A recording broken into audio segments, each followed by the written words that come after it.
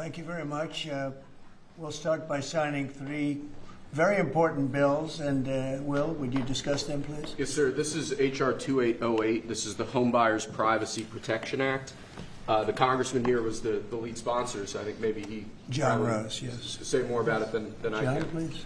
Well, it's difficult for Americans to buy a home, particularly after the last 4 years, sir. But with the president's signature today, we're going to make it easy for people to buy a home without getting hassled.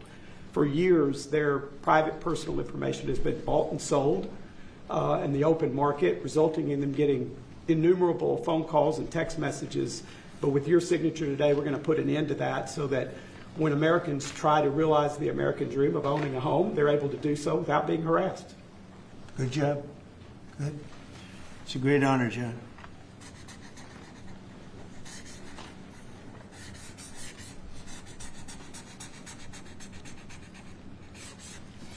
Okay, there it is. And that's going to help a lot of the homeowners of our great country. John, want to hold that? Sure. Thank you, John, very much. Thank you very much. Thank you very much. Okay, Will, you go ahead. And I'd like to leave you with this gift from a constituent back in Tennessee. Oh, I could use that at night. It's an American flag. That's very nice. I like that. Thank you, Mr. President. Thank you very much. That's very nice.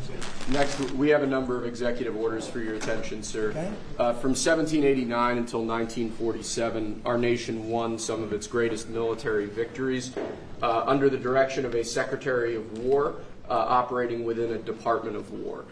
Today, with this executive order, you will authorize the current Secretary of Defense and the current Department of Defense to once again embrace this great lineage and once again be named the Secretary of War and the Department of War.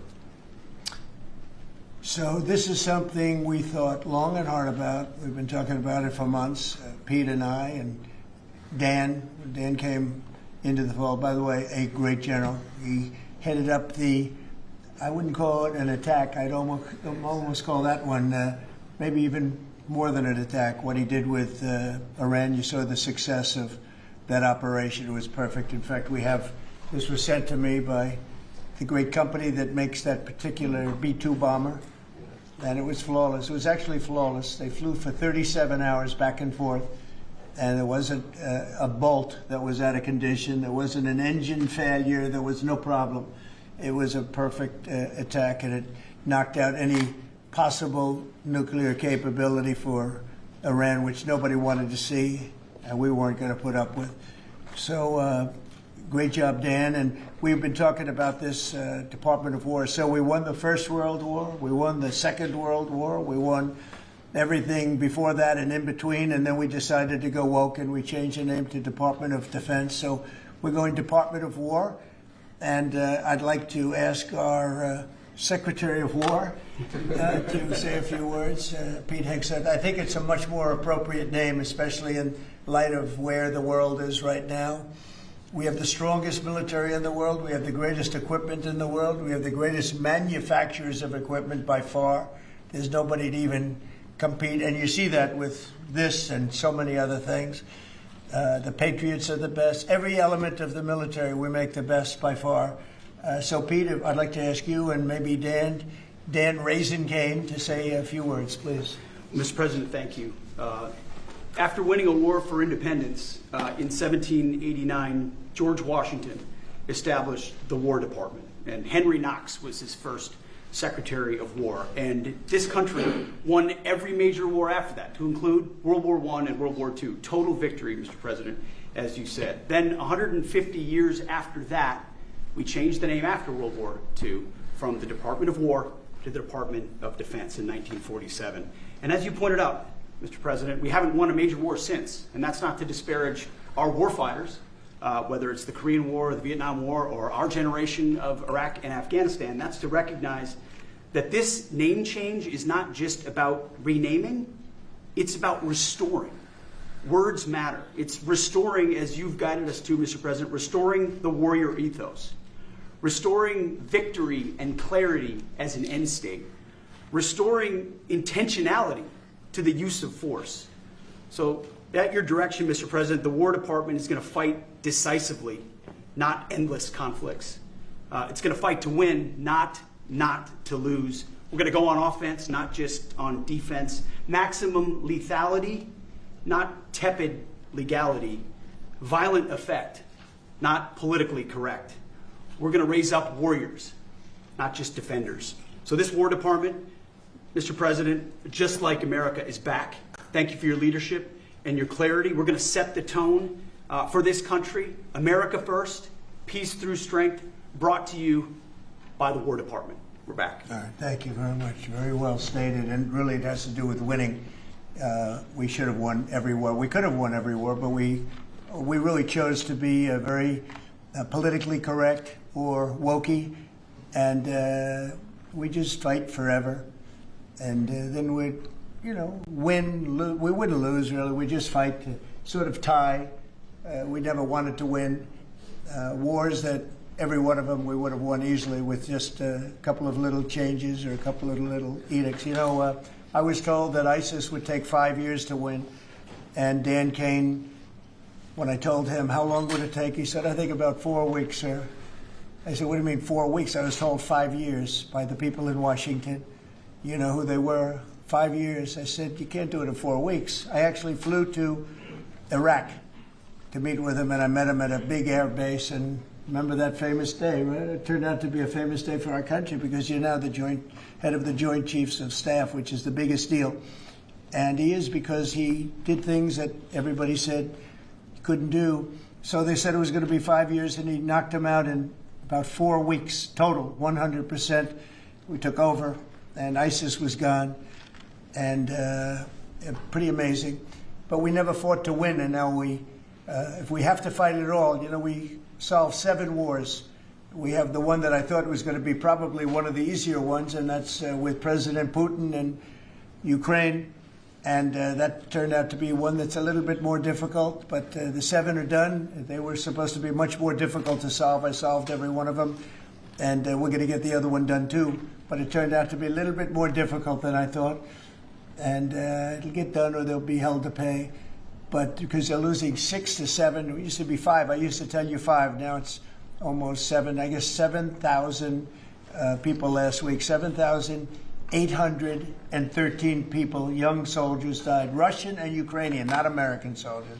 But it's a shame, and it's just they're human lives, and I want to see it stop. But General Kane's done a fantastic job, and again defeated ISIS, which they said would take a long time. And it didn't take a long time at all, and did other things that people said really couldn't happen. We have the greatest equipment in the world. We have the greatest soldiers in the world. Dan, say a few words, please. Yes, sir. Thank you, Mr. President. It's a true honor for me today to represent the incredible men and women of America's joint force. Today and every day, the 2.8 million service men and women stand ready to fulfill our sacred duty to protect America at home and abroad. As the President said, America's military is the single most powerful fighting force in the world. The mission you and the Secretary have given us is clear and unambiguous: to deliver peace through overwhelming strength.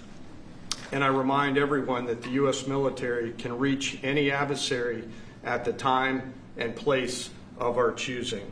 Service to this nation is an incredible gift, and we're grateful and honored every day to do so. Thank you, Mr. President. Well, thank you, and it's an honor to sign this. And we will do that right now.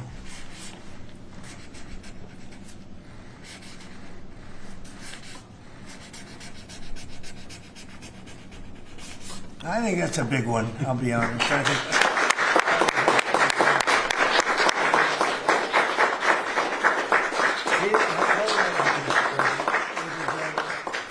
that's a big one. It's a big one, Mr. President. Do you have any questions on this subject? We're going to be discussing the G20 in a couple of minutes, but yes, please. Mr. President, what gave you the idea for this rebrand? And a question for you, the newly minted Secretary of War. What message does this send to our enemies, to our allies, to the American people? And again, what gave you the idea for this rebrand at this moment in history, sir? I think it sends a message of victory. I think it sends really a message of strength. We're very strong. We're much stronger than anyone would really understand.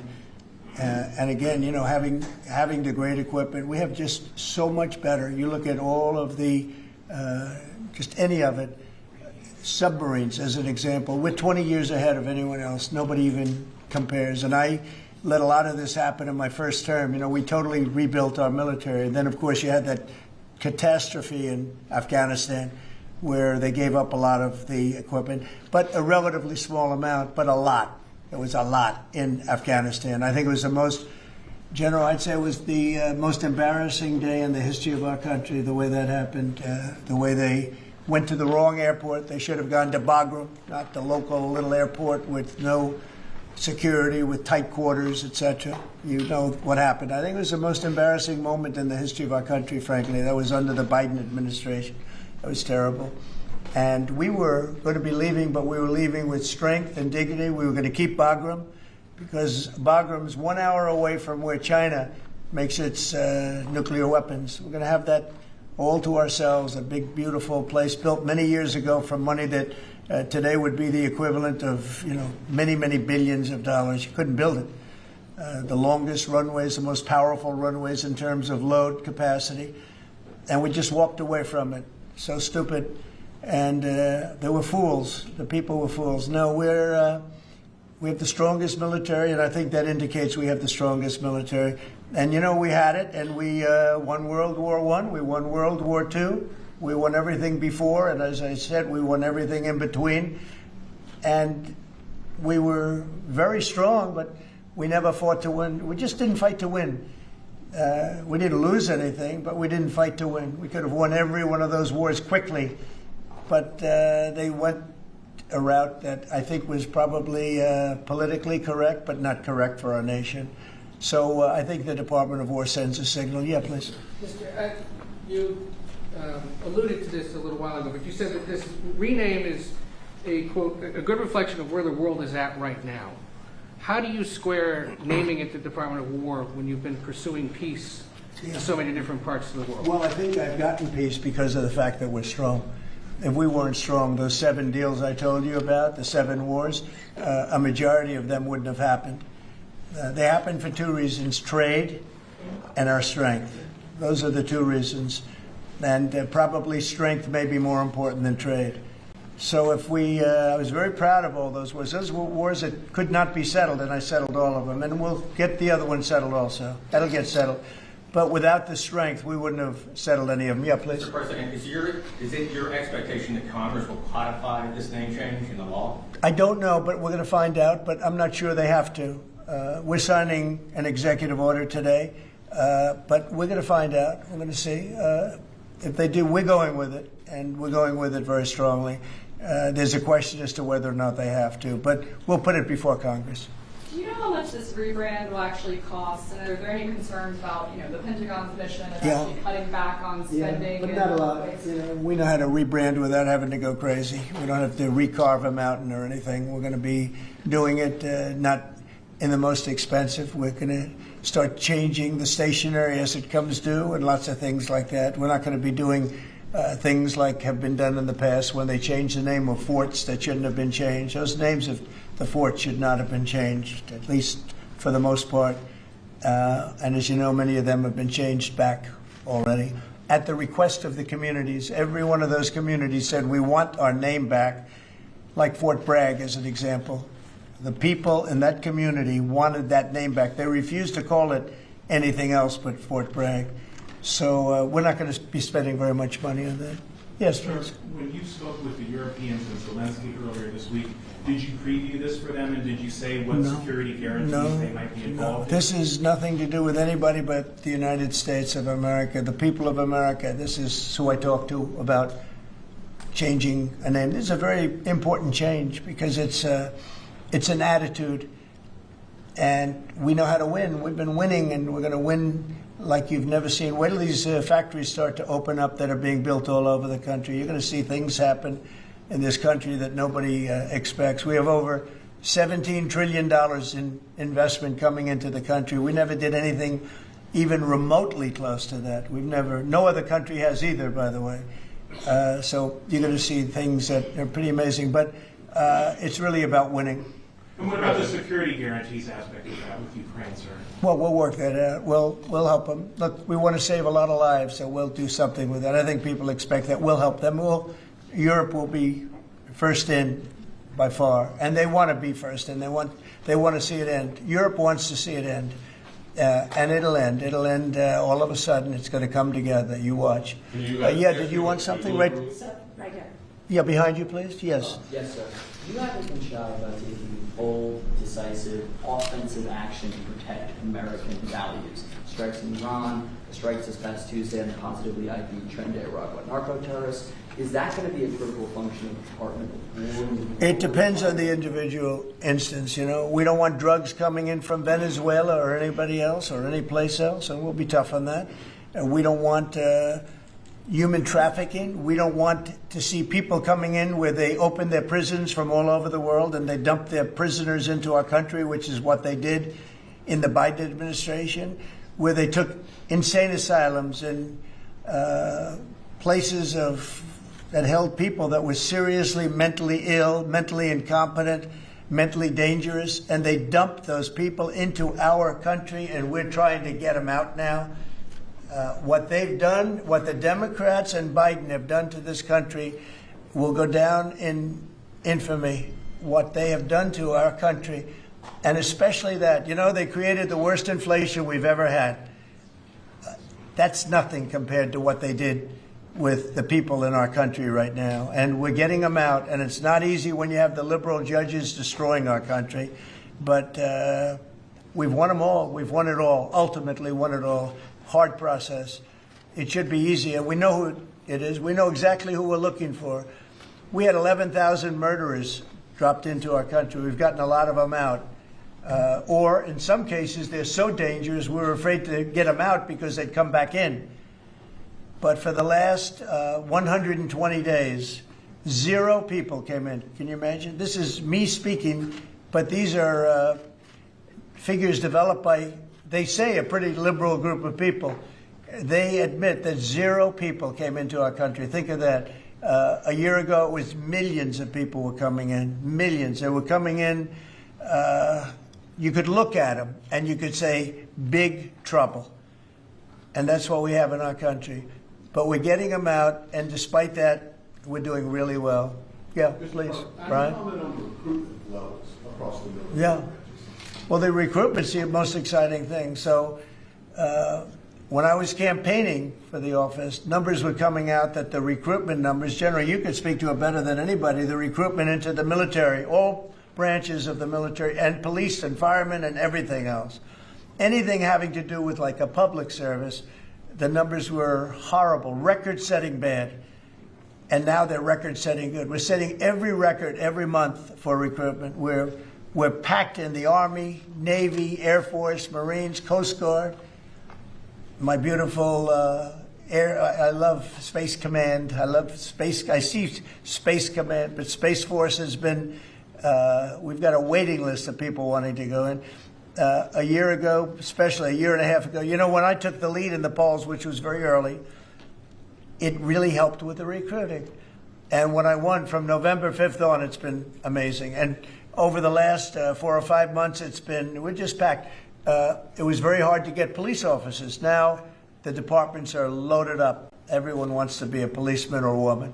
So it's been a great thing. General, do you want to talk about that? Sure. As you said, serving our nation is an incredible gift that we give, and the reward on that gift pays back exponentially year over year. And I think the young people of America are seeing the importance of service, and whether it's in any of our armed services or in local police, fire, or rescue, service is an important thing that I personally encourage, and I know everyone else in government service sees that same reward.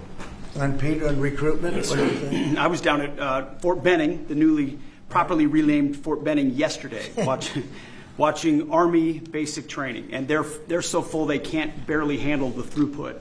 It is truly historic across all the services, as you said. It's been a surge into the, I was going to say the Defense Department, but I will say the War Department, and that you might almost call it a vibe shift. An attitude shift, a feeling that the country is back, that service is back. And there were military families last year, Mr. President, that said, I don't know if I can recommend, I wrote a book on this. I don't know if I can recommend service to my son or daughter, given what's been done to our military. You heard it over and over and over again. And I hear from those same military families right now, sir, and they're saying, I recommend to my kids that they go into this department, this Pentagon, under this commander-in-chief, who they know you'll have their back and they want to serve. So it is historic, and it's the biggest reflection of how motivated Americans are by your leadership, sir. You know, it really, it's nothing more than spirit, love for the country. I guess the esprit de corps, as they say, you have more of that than we've had maybe ever, frankly. But to see a turn over a period of less than a year, I would say, but to see a turn, nobody wanted to go into the military. Now everybody wants to go into the military. Jennifer, you wanted? Yeah, there's some new reporting on North Korea and this Navy SEAL incident in 2019. Can you say if the administration has engaged with North Korea on that incident since it happened recently? Yeah. And then can you share some records? I don't know anything about it, no. I'd have to, I could look, but I know nothing about it. Can you confirm that it happened? I don't know anything about it. I'm hearing it now for the first time. Okay, great. And then on the Hyundai incident in Georgia with the arrest of some workers, construction workers at the plant, have you heard any feedback from Hyundai? I just heard about that a little while before the news conference, and I would say that they were illegal aliens, and ICE was just doing its job. But I know nothing about the instance. It happened a little while ago. Okay? There has been some pushback on that, though, from South Korea already, and of course, they pledged to invest $150 billion in the U.S. Just here, last week. Are you concerned? Well, and they have the right to sell cars and things in our country. It's not like a one-sided deal. Are you concerned at all about your immigration agenda potentially clashing with these economic goals? Well, we want to get along with other countries, and we want to have a great, stable workforce. And we had, as I understand it, a lot of illegal aliens, some not the best of people, but we had a lot of illegal aliens working there. So, look, they're doing their job. That's what they have to do. These are people that came through with Biden. They came through illegally. They came into our country, so we have to do our job. Mr. President, the now Department of War has been involved in the crime cleanup in D.C. You tasked Congress with proposing and passing a crime bill. What are some things that you would really like to see codified in that crime bill? Well, I think one of the things is the cashless bail. It's killing it. When that came out, the first time, that's when you saw the real big crime start to happen. Cashless bail, what a disaster that is. You murder somebody, you don't have to put up bail, and you go out in the street and you murder somebody else. That's what's happened. It happens so often. And that's one of the things. And other of the things you're reading about, it's a standard, but just a certain toughness. I have to say, one of the elements of fascination for people over the last period of time has been what's happened to D.C. So we've gone from one of the most dangerous cities in our country to what they call a safe city. It's a totally safe city. In fact, I set up dinner in Washington, D.C. next week. I wouldn't have done that, to be honest. I would have had an obligation not to do it before I came into office, or even at the very beginning when things were so corrupt and so dangerous out on the streets. So Washington, D.C. has had virtually no crime. We even have a mayor that's admitting to it, and she's a, liberal Democrat, in all fairness. She's a person that hasn't gotten exactly along with Republicans over the years. And she said she's never seen anything like it. So Washington, D.C. is a totally safe city. We have virtually no crime.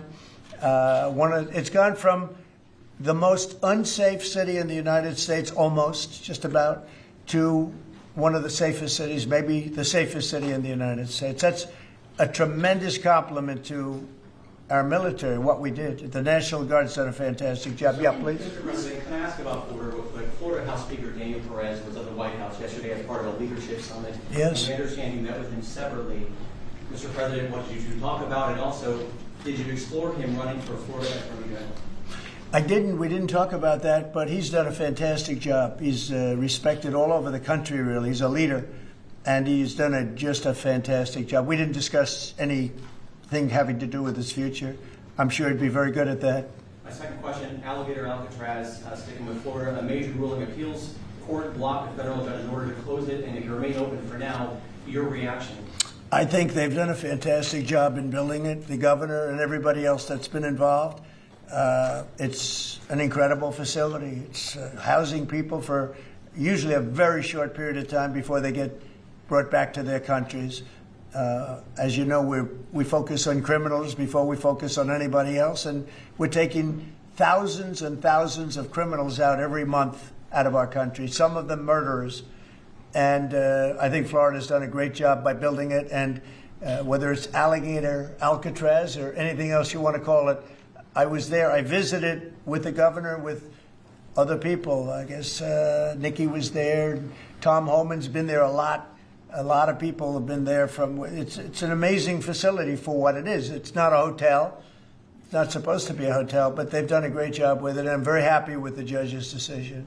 You also mentioned Venezuela. I want to ask one more follow-up question on that. On the U.S. strike on the boat tied to the Venezuelan drug cartel, the Maduro regime is pushing back today. In fact, they say the U.S. seeks regime change through military threat. Your reaction to those words, and also, would you like to see regime change in Venezuela? Well, we're not talking about that, but we are talking about the fact that you had an election which was a very strange election, to put it mildly. I'm being very nice when I say that. I can only say that billions of dollars of drugs are pouring into our country from Venezuela. The prisons of Venezuela have been opened up to our country. They've taken their prisoners, the worst prisoners, murderers, Tren de Aragua. The worst prisoners that you can ever imagine are now happily living in the United States of America. Now, many of them we've gotten out. It's not easy to get them out because of the liberal system that we're working with in many cases, not in all cases. But millions and millions of dollars and billions of dollars of drugs are pouring out of Venezuela and other countries. Look, China, what they're doing with fentanyl is a terrible thing.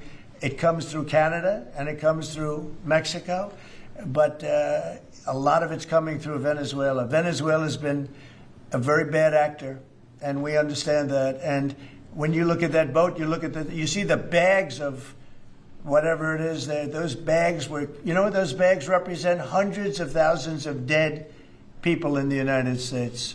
That's what they represent. Yeah, please. Mr. President, your reaction to the jobs report this morning? Well, I'm going to talk about that in a minute. We have our great people here, so I'll talk that in a minute. Let's talk about this. We'll give a couple of because these two people want to get to work on the Department of War. So let's keep them first. Yeah. Mr. President, the DOJ is reportedly considering a ban on transgender people owning guns after the Minneapolis shooting. Do you think they should... Are we talking in the military?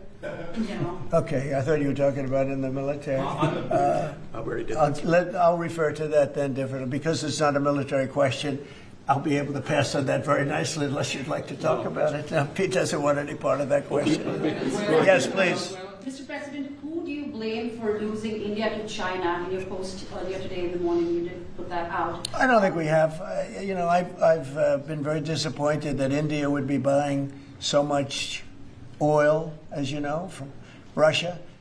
And I let them know that. We put a very big tariff on India, 50% tariff, very high tariff.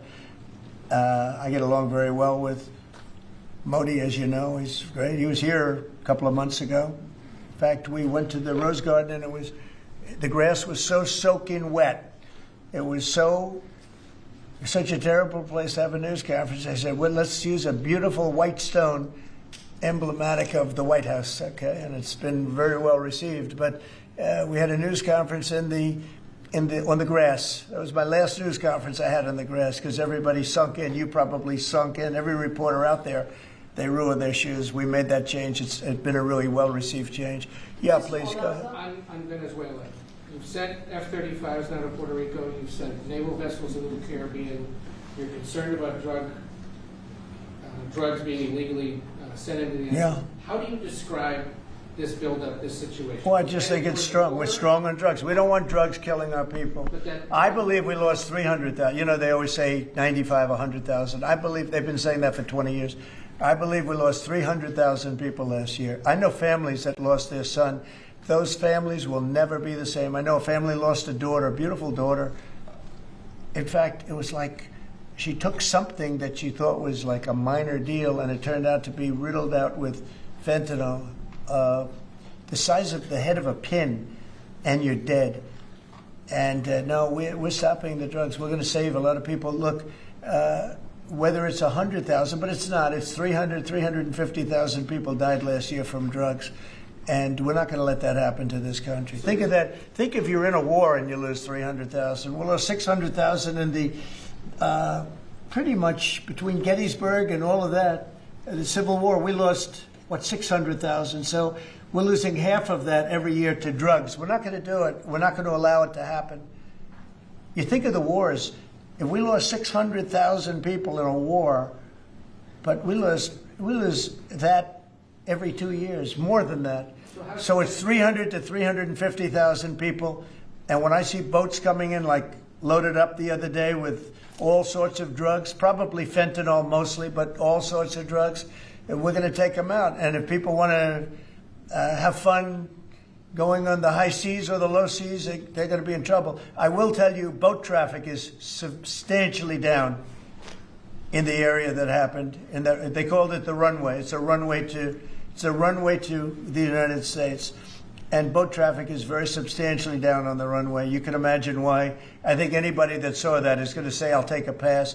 I don't even know about fishermen. They may say, I'm not getting on the boat.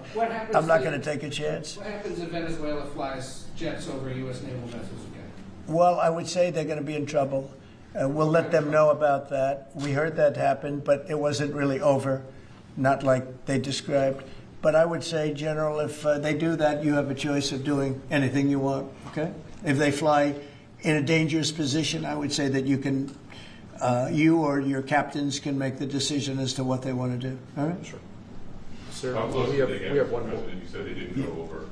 Say it? How close did they get? You said the planes didn't. Well, I don't want to talk about that, but if they do put us in a dangerous position, they'll be shut down.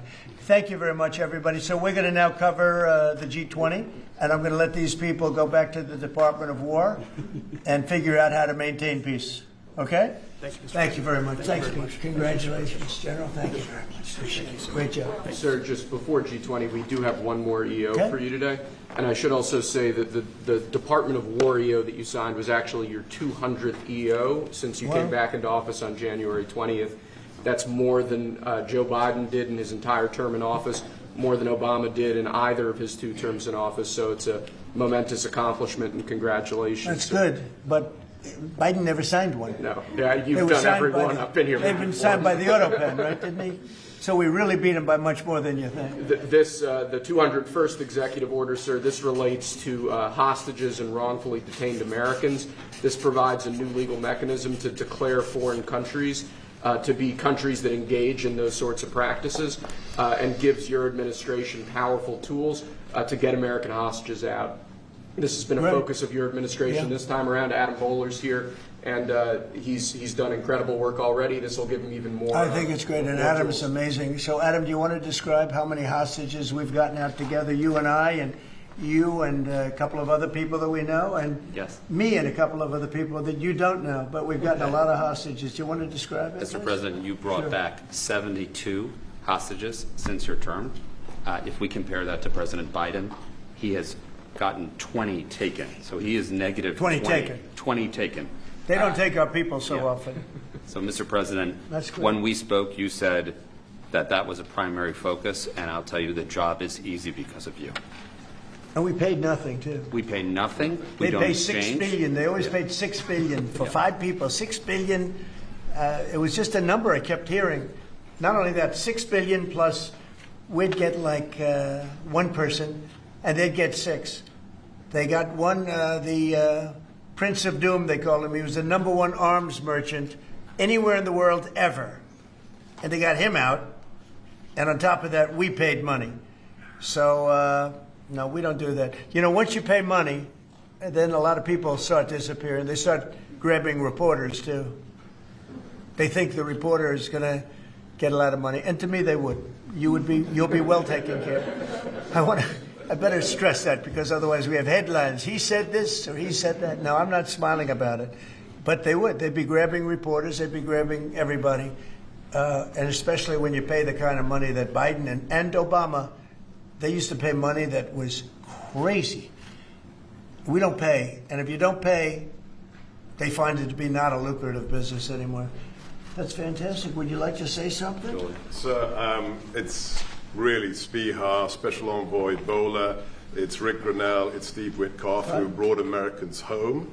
But with this EO you are signing today, you are drawing a line in the sand that U.S. citizens will not be used as bargaining chips, and it provides your Secretary of State, Marco Rubio, the same tool set to punish states who take our citizens wrongfully the same way that we can punish those who sponsor terrorists. This is a very significant EO you are signing today, sir. Thank you, Sebastian. Very good. You're doing a great job, too. And this is your Director for Hostage Affairs at the NSC. Yes, and I hear. So Julia was seminal as well to all of this. I heard you're doing unbelievable. Would you like to say something? Absolutely. It's a outstanding EO, absolutely unprecedented action against those foreign adversaries who would take our people. They now know they are on notice, and it's not acceptable. And if you take our people now, you will pay. You know, Adam gave up a job where he was making tremendous amounts of money, big stuff, top of the line, Wall Street. And he wanted to do this. He wanted to do hostages. I offered him other jobs, too, very big jobs. He said, I was shocked, actually. He didn't want them. He wanted to do hostage negotiation. And pretty amazing. Thank you very much. Appreciate it. Appreciate it. Thank you all. Do you have any questions for them on this very important subject? I think it shows a lot of your leadership as far as fighting for Americans and fighting for humans. And to think that, Joe Biden went in negative territory. Oh, he went way negative. Way negative, and you're actually making progress on this. I think this does send a message to the world that we don't negotiate. We're going to stay strong in that type of what they call business. Well, one little anecdote that may be of interest. We were told by numerous families who had missing loved ones during the Biden administration that this building, Biden's National Security Council, told those families not to talk about their missing loved ones, to be quiet, not to create any pressure on Biden and on Jake Sullivan, the key propagator of the Russia hoax. This administration has met with those families on a weekly basis. Right. People like Adam, yourself, sir, your envoys are doing everything to get every single American home. Not to tell them not to talk about their loved ones, but bring them home. Well, I can tell you one story that was amazing. A few weeks ago, very little written about it, but there should have been. But it was a very nice gesture. The head of Belarus, who's a very respected man, strong person, strong leader, he released 16 hostages. John Cole, a lawyer who works for me, great lawyer actually, one of the greatest lawyers. But John Cole was over there, and he heard that they had hostages. And you know about this. 16 people he released. And I just want to thank the head of Belarus. But while John was over there, they had, I believe, another 1,400 hostages. Now, not from us, from places all over the world.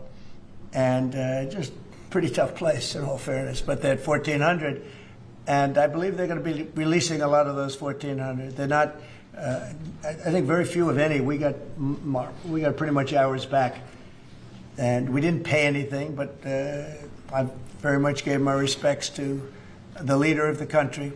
Was again, he's a very strong man, but he's got 1,400 or 1,500 or a large number, and we're talking about releasing them. Some are political, I guess. A lot of them are political.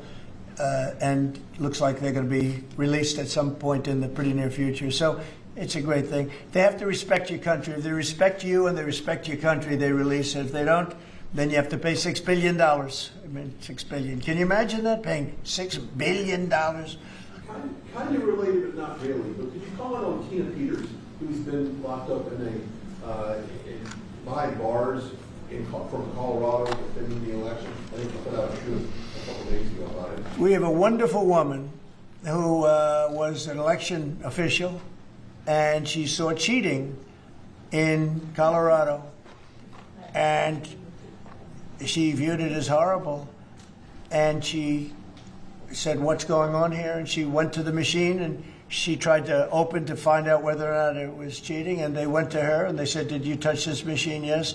And they arrested her. They arrested her instead of the people that did the cheating. It's a state charge, so it's hard to do anything with. But we're gonna do something. What they did in Colorado. Look, Colorado just went to all mail-in voting. That means they cheat. That's why they lost. That's one of the reasons, but that's a big reason why they just lost the whole Space Command situation that is going to Alabama. But when you have mail-in voting, you have nothing but cheating. But this woman is a real patriot, and they put her in jail for a long time. She's 72 years old, 73 years old, and she wanted to find out. She didn't do anything. She touched the machine. She looked at the machine. She's trying to find out what was going on. And they went and arrested her for doing that. And it was supposed to be the other way around. I'm glad you brought that up. They should let her go. Let her out. Thank you. Yeah, please. This isn't really a subject that's talked a lot about, Mr. President, but what about your team's strategy has made them so effective in getting a record amount of these hostages, many of whom have been forgotten about home? I think they respect us. I think they respect us. They know we're not going to pay. Adam is a great negotiator. Steve Witkoff is a great negotiator. Seb is a great negotiator. They're all smart people. They're a little bit natural negotiators. Some people aren't good negotiators. There's nothing you can do about it. And they're afraid of you, sir. Yes. Yeah, well, maybe. I don't know. I hope so, or whatever. We have the best. I'd like to say respect, but whatever it takes. Yeah. I actually say whatever it takes. But we've gotten a lot of people out, and we'll continue. We don't have too many in. How many are you working on right now? There's not a lot left. We got most of our people out. We got them mostly back.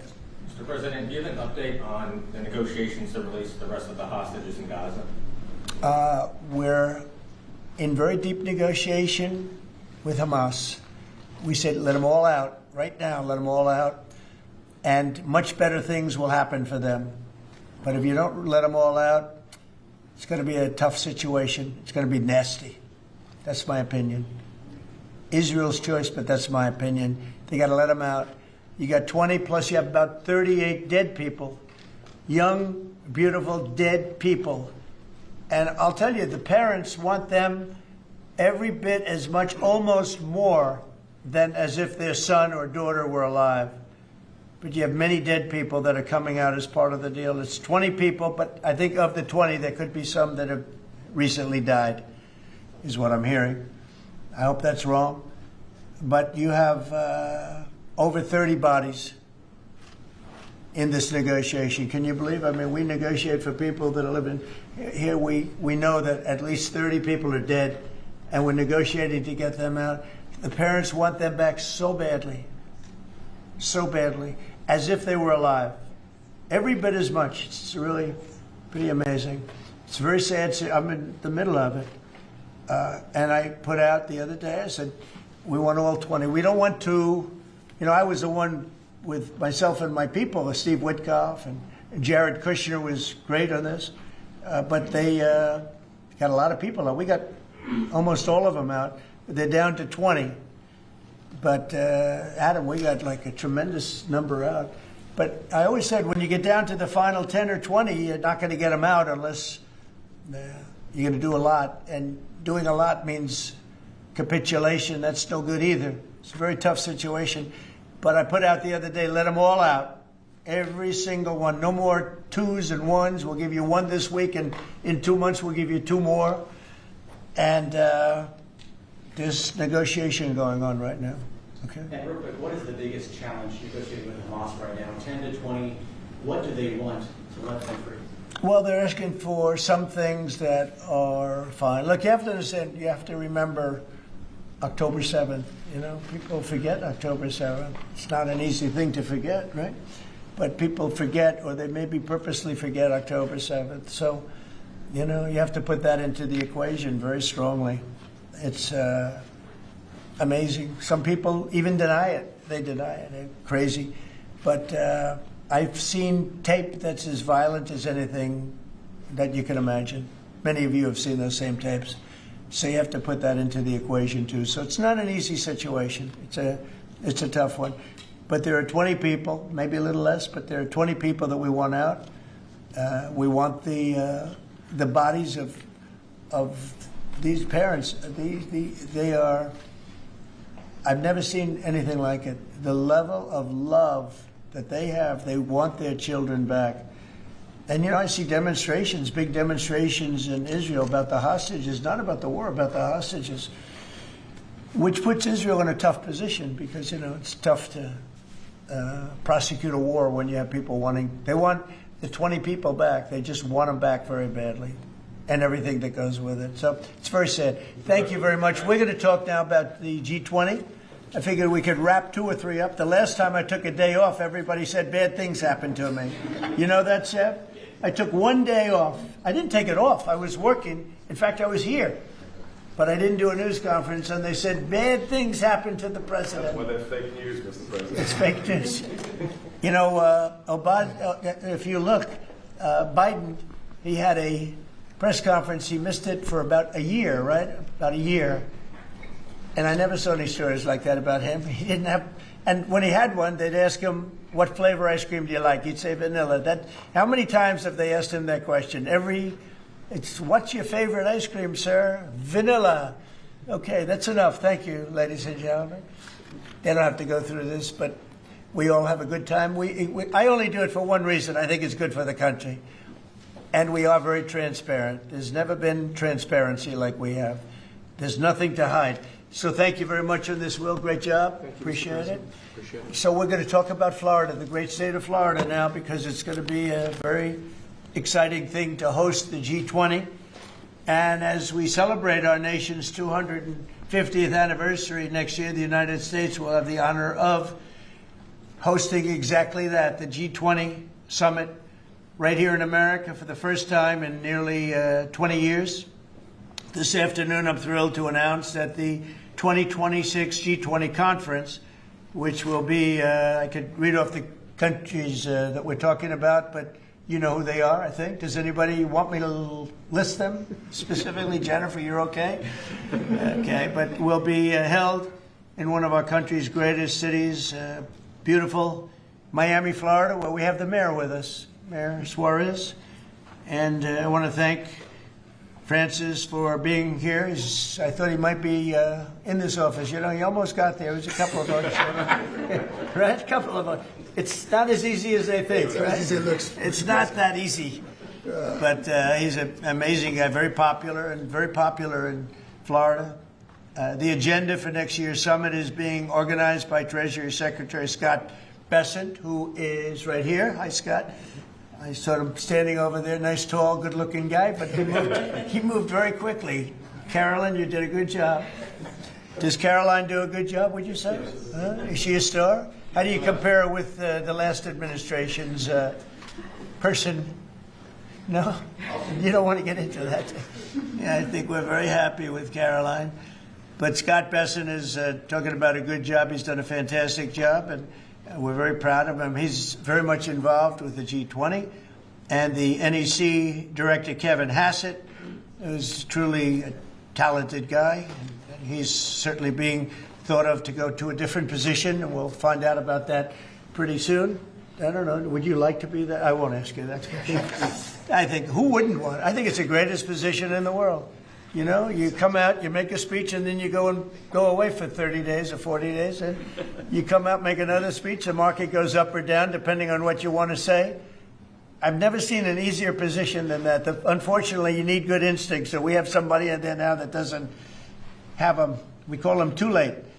But it will focus on unleashing economic prosperity by eliminating the burdensome regulations, unlocking affordable energy, and pioneering new technologies. And it's going to be very important. The United States is already leading by example, and America is the hottest country anywhere on earth. We have more being built under construction now than they think anybody that they've ever seen. I mean, literally, some of these places are just really unbelievable what they're building, the size.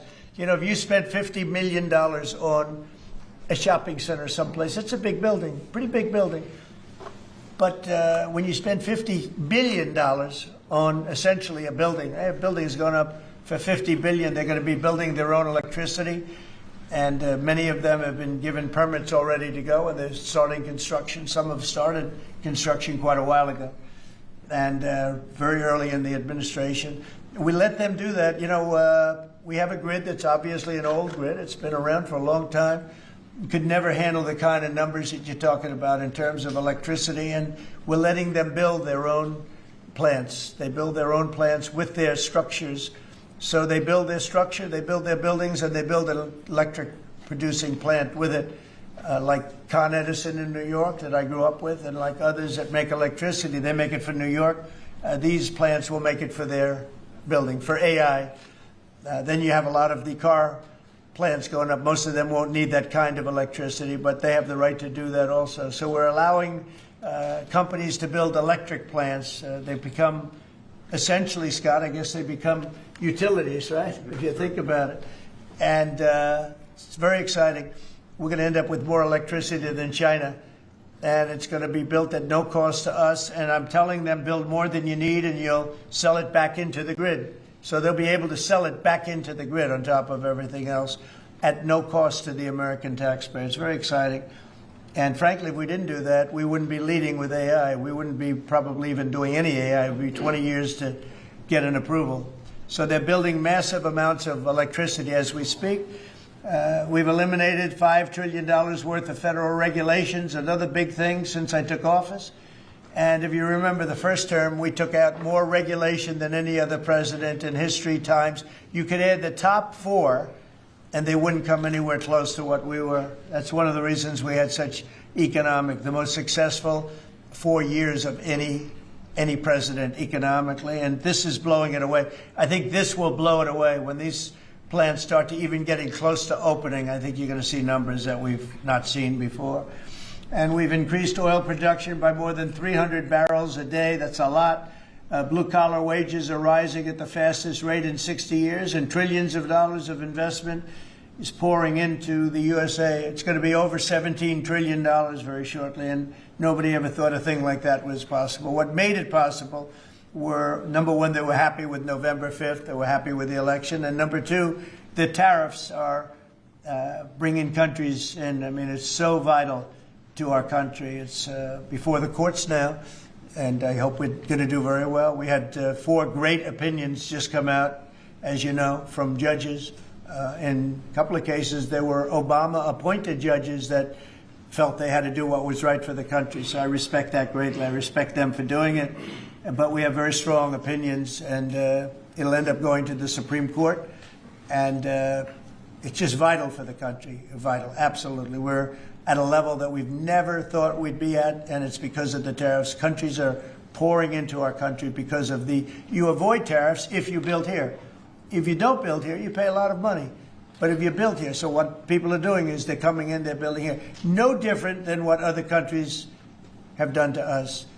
But we have a big advantage over other countries. We have a market that we built up during our 4 years that was amazing. We took a commanding lead during that 4-year period. So it's a very exciting thing, but I look forward to showing our incredible success to the world when we visit Miami next year. And I'd like to ask Mayor Suarez, truly a highly respected gentleman who's loved in his city, and we're going to do a great job. We're going to work together and do a fantastic job. Mayor, would you say a few words, please? Of course. Thank you, Mr. President. It's a tremendous honor to be with you here today in the Oval Office to make this historic announcement, just looking at the sign, which is so beautiful. Good job. Yeah, it's a great job.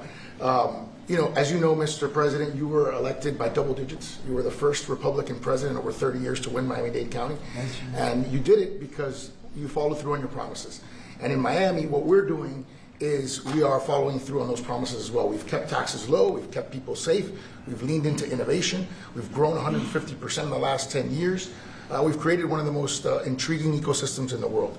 And this decision is not only generationally important for the city, but it puts the city on the map as one of the truly great global cities. So on behalf of all of the workers of Miami, those that work in the hospitality industry, I know you own many hospitality assets and properties, all of the small business owners who are going to benefit economically from having the G20 in Miami.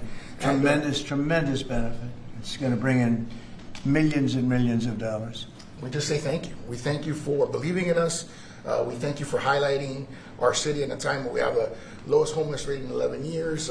We're on the precipice of having the lowest homicide rate in history, and with the lowest taxes. So we're following your America First agenda, and we're creating success in, Miami's the greatest city in the world, we believe. Thank you, Mayor. We'll see you down there. We'll see you down there before then, but we'll see you down there. Scott, would you like to say a few words? Yes, sir. So we're excited to have the G20, and what's important about the G20, President Trump's America First initiative does not mean America alone. It means America leads. So we will be holding the G20 in the capital of the world, Miami, next year to showcase the beginning of President Trump's second term. Will be a year and a half into it. We will have done peace deals, tax deals, trade deals. We've made the U.S. the best place to come, start a business, have tax certainty, energy certainty, and regulatory certainty. And it's going to be an exciting event. And the U.S., just as the President was saying earlier about the Defense Department of War, the U.S. is back on the international stage as a leader. We have whittled down the G20 back to basics. We are making it work for the American people better than ever. We have the G20 had become basically the G100 this past year.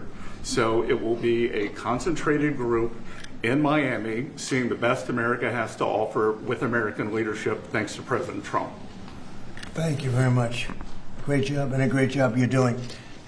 Kevin, would you like to say a few words? Mr. President, I think this G20 meeting, where the world leaders will come to the great city of Miami, is going to be viewed as one of the most important meetings in global history, because what's going to happen is the golden age is going to be documented so well in the data by next summer that you're going to have one of the best speeches written for you that you've ever seen, because we're just going to be talking about the accomplishments in the next year. I think so. A lot of these plants are going to be open by then. Yeah, exactly. And a lot of jobs are coming in like I think we've never seen before. It's going to be great. Monica, would you like to say something? Thank you, Mr. President. We're so looking forward to having the United States of America host the G20 in Miami in December of next year. And we're also looking forward to having this as a showcase of American strength, vision, innovation, and power under your bold leadership, Mr. President. It is going to be the G20 in the Trumpian golden age. Thank you very much. Any questions on the G20? G20. You just said a moment ago that you were very complimentary of Kevin's work, and I was just wondering if he's your man for that. Of Kevin? Yes. Yeah, I am very complimentary. I think he's fantastic. And for the Fed, he's your man. I didn't say that. I said he's fantastic, but no.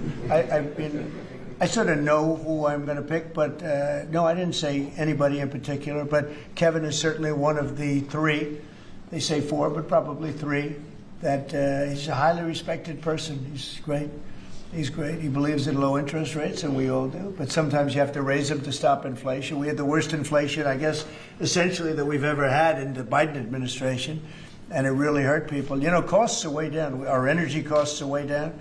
And, when energy comes down, everything comes down. And we brought down the price of groceries and specifically the price of eggs. You remember that first week when you were screaming about eggs? I said, I know nothing about them. I just got here. That's Biden's problem. But we got the cost of eggs down to really low numbers. So we brought costs down for people. And, it's something I said. And the Democrats have this false narrative. They say, costs went up. They just say things that it's just like incredible. If you look at energy, I think you're going to be at $2 a gallon with cars very shortly. $2. It was $4, $5 under the Democrats. It's like a massive tax cut. And speaking of tax cuts, we gave you the largest tax cut in history in the bill that we just approved. The largest tax cut in history. And there'll be no tax on tips, no tax on Social Security, no tax on overtime.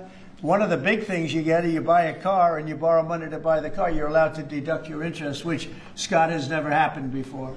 Rich people like to talk about deductions. Middle income, they never gave them deductions. I got them one of the best deductions, an interest deduction. So it's great. Jennifer, please. Yeah, a couple questions on the G20, sir. Is there any update on your plans to attend this year's G20? And then are you saying for next year? I won't be going this year. It's in South Africa. I won't be going. JD will be going. Great vice president. and he looks forward to it. But no, I won't be going to that. And then on the guests for 2026, are you saying it'll just be exclusively the 19 countries, the 2 blocks? There won't be any? No, we're going to invite other countries as observers. They call them observers, but they'll have something to say. But we're going to invite Poland. Already I've issued them an invitation. They're great. They were just here, as you know. Great leader, great new leader. One of the big surprises, I was so happy I endorsed him, actually, and he won. And he's going to be a great leader of Poland. But I've invited Poland already. What about Russia? What about Russia? Oh, that's interesting. I haven't thought of that.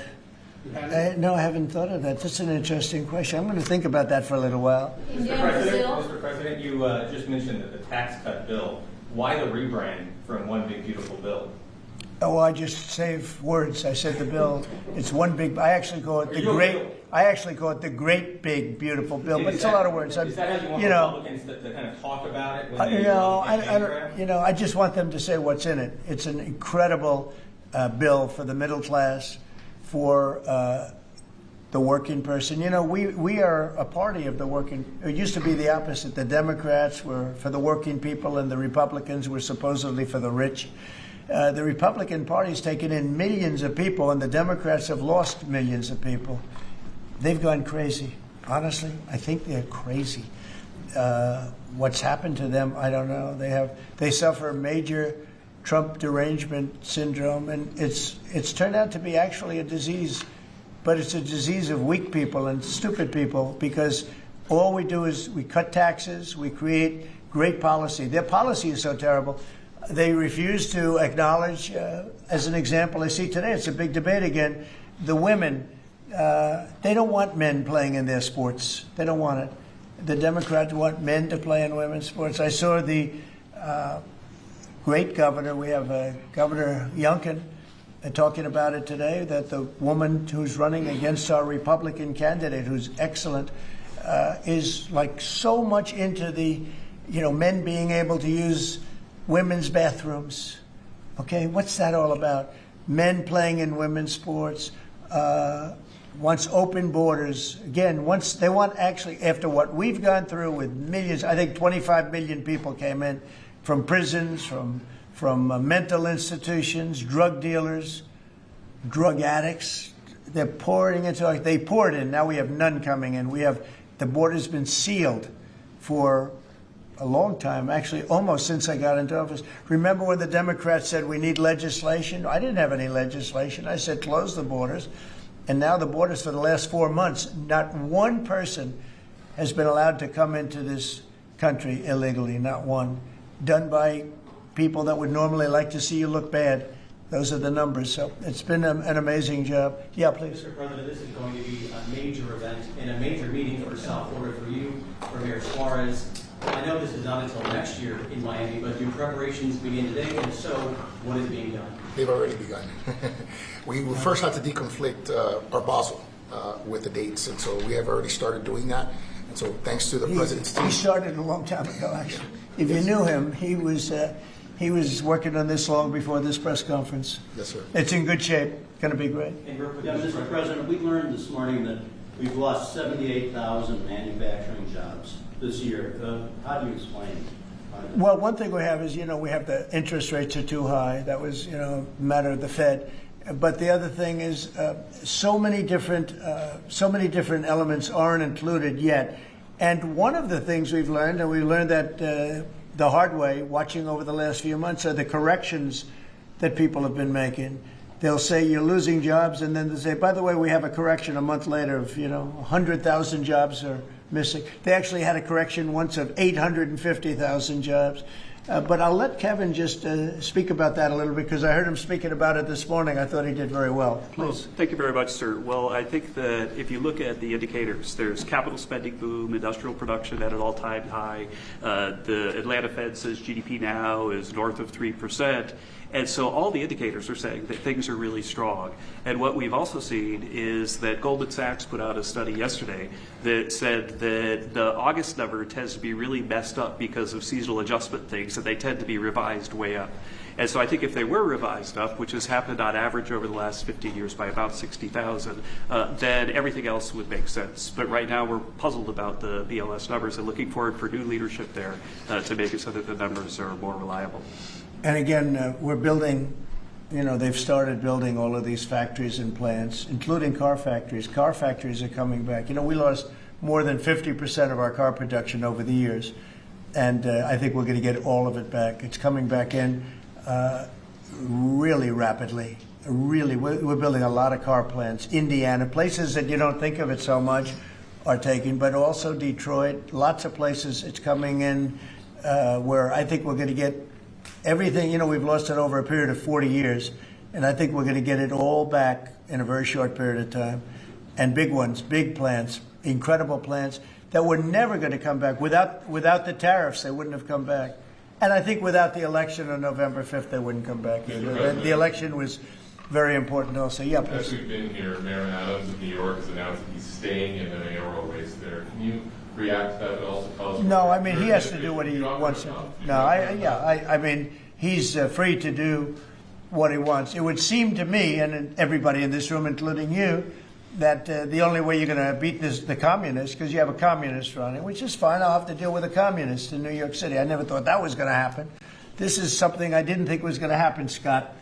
You're going to have to explain this one, because we're going to have a communist mayor. It would seem to me that if he stays in, if you have more than one candidate running against him, it can't be one. If you have one candidate, if he's the right candidate, I would say that Cuomo might have a chance of winning if it was a one-on-one. If it's not one-on-one, it's going to be a hard race. And we'll get used to a communist, and he's going to have to go through the White House and get approvals for everything. And we're going to make sure that New York is not hurt. We want to make sure that New York is cherished and taken care of.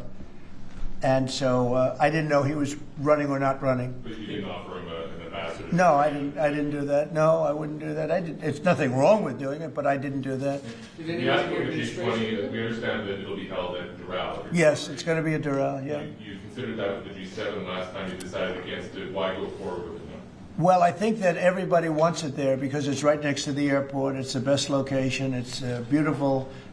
Beautiful everything. They actually requested that it be there because locationally it's the best, and we will not make any money on it. We're doing a deal where it's not going to be money. There's no money in it. I just want it to go well, and it's going to be each country will have its own building. I think it'll be really a beautiful thing, and Doral's been very, very successful. One of the most successful properties in the country, and frankly, it's the problem is in December. That's the biggest month in Florida. So, using it for you can't get a room in Florida in December, January, et cetera, that area, and that's the time we're talking about. So, from that standpoint, it's not good, but we want to make sure it's good. I think Doral would be the best location, and again, they'll have their own buildings. It'll be incredible for them, and being like 10 minutes, less than 10 minutes from the airport. And it's a big airport, international. All of the planes will be able to land, go right into their quarters. So I think it'll work out very well. Earlier on your Fed answer, sir, you said that you're looking at maybe 3 candidates. Three candidates. Should we interpret that you like Secretary Bessent in his current role? Well, I like him too, but I had him as a 4th. I know I had 4. You were talking about 4. Now I'm talking about 3. He told me I'm not leaving. He wants to be doing. And if he was leaving. He would certainly be one of the people I'd want it. But I asked him specifically. I could ask him right now, would you rather stay where you are as treasurer, or would you rather go to the... Sir, I'm the only person on the planet who does not want the job. Okay. He really told me, he said, I love what I'm doing. Should we assume... I wouldn't want to really take him because he is doing a great job. Are the top 3 still then Mr. Waller? I am looking at Kevin also, and I'm looking at... I would say you could say those are the top 3. Good job. It's very good. You're saying that you believe Andrew Cuomo would be the best one-on-one candidate against him? Well, I think if I'm only going by the polls. It's not an endorsement or anything. It just seems that he's second. And what you do to win is you take the guy who's second and you hopefully add 1 and 2. But maybe if the 1 isn't getting out, then he's not getting out. And that's okay. I think the mayor's a very nice person. I helped him. He was got caught up in a scam by the Biden administration, what they did. So I helped him out a little bit, but I would understand why he doesn't do it. I do think this. I think if you have more than one candidate, we've got ourselves a communist mayor in New York. And I don't like communist mayors. I don't like them. Yeah. You passed one big beautiful bill, sir. 5 months, with all these slew of events next year. World Cup, G20, all America 250. Given this, what's your economic outlook for the year of 2026? How much growth do you think is reasonable for us to expect economically next year? Well, I heard, and we were on a very downward path with Biden, and I heard that the most we could do is 1% GDP, and now I'm hearing 3.2% and 3.5% and all.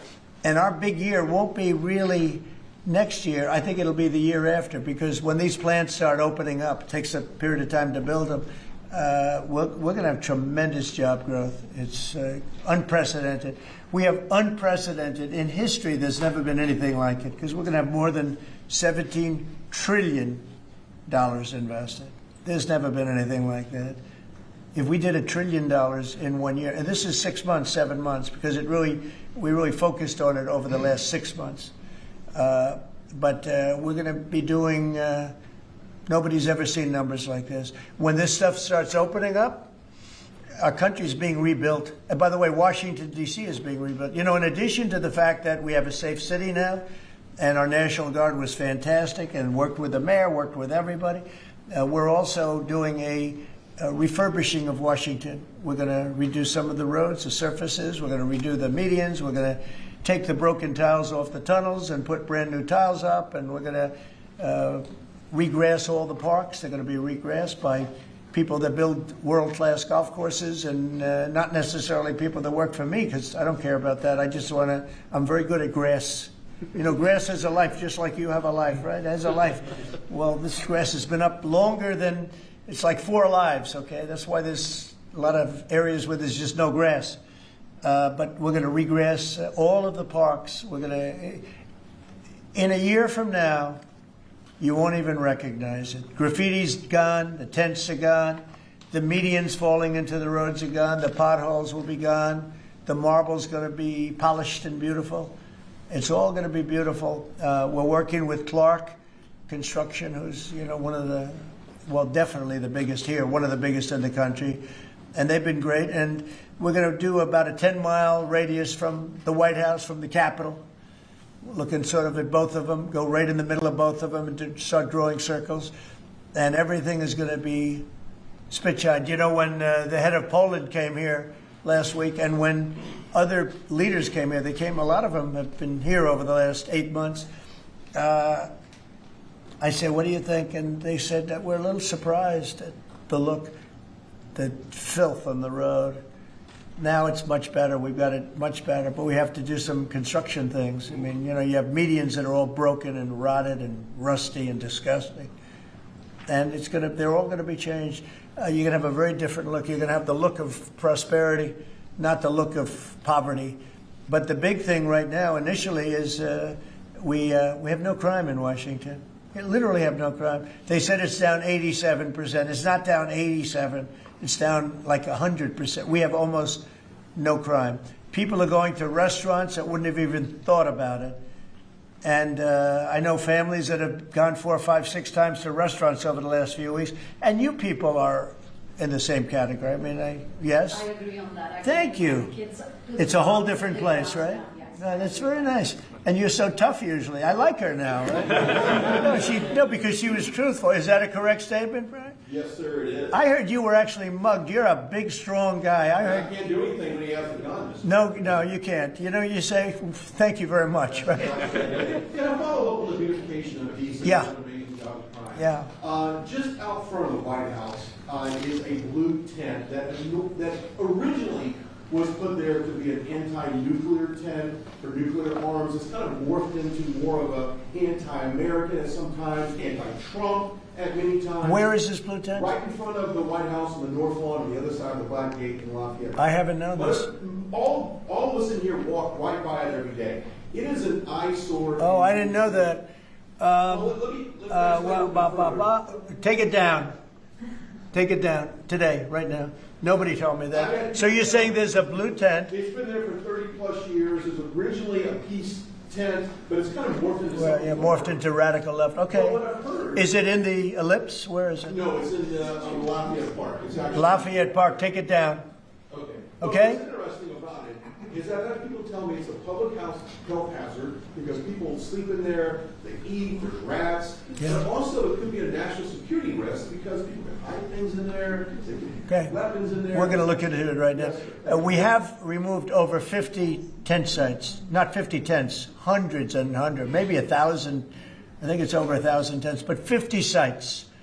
So I'm a little surprised to hear that, but we're going to look into it right now. Lafayette. On the National Guard, Yes. DC Mayor has, of course, gotten on board with your cleanup of DC, but the DC Attorney General has said that he plans that he's suing you for Yeah. your criminalization of the police. What's your Can you imagine we have an attorney general who's not related at all to the mayor, by the way? You know, it's a totally separate department. We've got so many separate departments. You have the district attorney has nothing to do with the mayor. The whole thing is crazy. But how about this? We just set a record on low crime in Washington, D.C., and we have a man suing us to let us go back to high crime. We're going to have to be here for a little while to make this really work long term after we're gone. And so we're going to meet that head on, and I suspect we'll be very successful. And I can always declare a national emergency because this was a national emergency. But right now we have the safest city. We have now one of the safe cities in the country. We had almost the worst. I mean, a city that was as bad as some of the horror shows that you've heard about for years. And we're going to fix some of those horror shows too.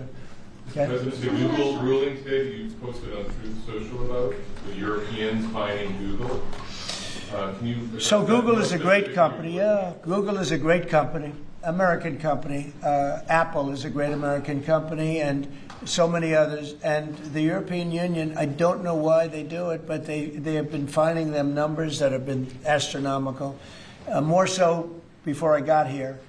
But Apple paid $17 billion a fine in the last year. Apple, $17 billion on a case that a lot of people think they weren't guilty of. And no, I'm going to be speaking to the European Union, but it's not fair. Google just got fined $3.5 billion, and they've already paid $13 billion. They're up to $16.5 billion. And people say there was nothing wrong with what they did. It's almost a source of income to run Europe. It's become a source of income. And many other companies, too. Mostly tech companies, but we can't let that happen. What are you seeking from the Europeans and by when? No, I can just say you can't do that. I mean, you know, they respect us now. They didn't respect us a year ago. European Union respects us. Look, they're paying us $950 billion, right? They got to respect us. They were very disrespectful of our country. I have great respect for Ursula. I've gotten to know her very well. And I just don't think it's fair that they're taxing, and really it's almost become like a tax. It's become so regular. And I've gone to lawyers and I've asked them, what do you think? They said they didn't do anything wrong. We can't do that. It's not fair. And it's interesting. I don't hear that about China, and I don't hear that about other places. I hear it about the European Union. We were talking about it last night. I think we had a gathering. That was the highest IQ group of people I think any room has ever had last night, you know? It was about as high as you can have. All the tech geniuses were there. They love their computers. They would tell me more about chips that I want to know. Did this come up last night? Yeah, it did. It did come up. A couple of companies said that they were taxed by the European Union. It's interesting. They weren't complaining about, in that regard, China. They weren't complaining about other places. It's the European Union, and they have. Apple was again forced to pay $17 billion last year. So I think we're going to change that around. It's just not fair. We don't want that to happen to our companies. And you know, if somebody does that, we should be doing it to them. They've got to pay. Let them pay us.